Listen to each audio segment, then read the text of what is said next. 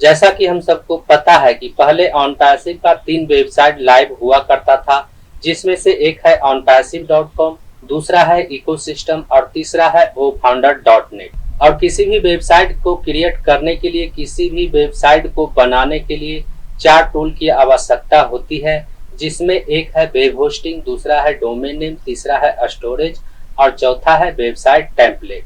और यदि इन चारों टूल में यदि कोई एक टूल काम नहीं करता है तो उस वेबसाइट पर विजिट नहीं किया जा सकता है, वह वेबसाइट दिखाई नहीं देता है, उसमें एक नोटिफिकेशन दिखाई देने लगता है। यदि किसी वेबसाइट का होस्टिंग की वैलिडिटी या फिर डोमेन नेम की वैलिडिटी समाप्त हो जाता है तो उस वेबसाइट के पेज पर एरर नोटिफिकेशन दिखाई देने लगता है। और यदि किसी वेबसाइट का स्टोरेज फुल हो जाता है तो उस वेबसाइट पर कोई नया डेटा अपलोड नहीं किया जा सकता है। वहीं वेबसाइट टेम्पलेट के द्वारा, वेबसाइट थीम के द्वारा वेबसाइट के डैशबोर्ड को, वेबसाइट के इंटरफेस को डिजाइन किया जाता है। यानी कुल मिलाकर इन चारों टूल के द्वारा एक नया वेबसाइट क्रिएट किया जाता है। और पुराने वेबसाइट में यदि इन चारों टूल में से कोई भी एक टूल काम नहीं करता है तो उस वेबसाइट के पेज पर एरर नोटिफिकेशन दिखाई देने लगता है।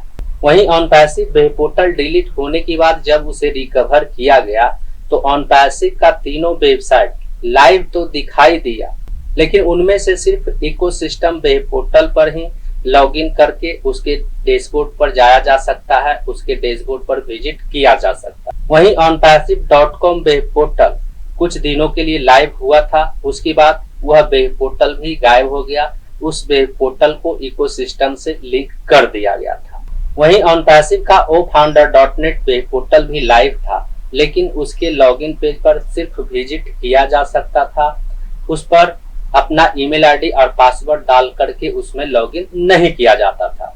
और इसका कारण यह था कि ofounder.net वेब पोर्टल के डेटा को रिकवर नहीं किया गया था, जिसके कारण फाउंडर्स उसमें लॉगिन नहीं कर पा रहे थे।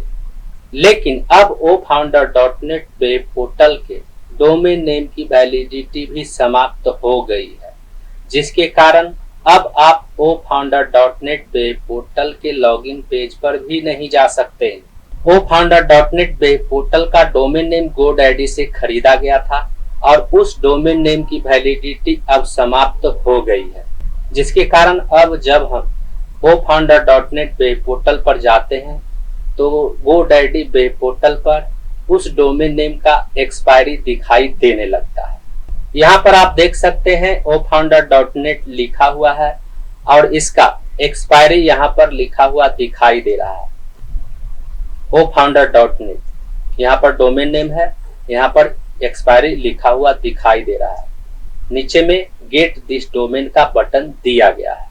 यानी यहाँ पर ofounder.net डोमेन नेम की वैलिडिटी को बढ़ाने की आवश्यकता है, और जब तक इसकी वैलिडिटी को बढ़ाया नहीं जाता है तब तक यह ऐसा ही लिखा हुआ दिखाई देगा।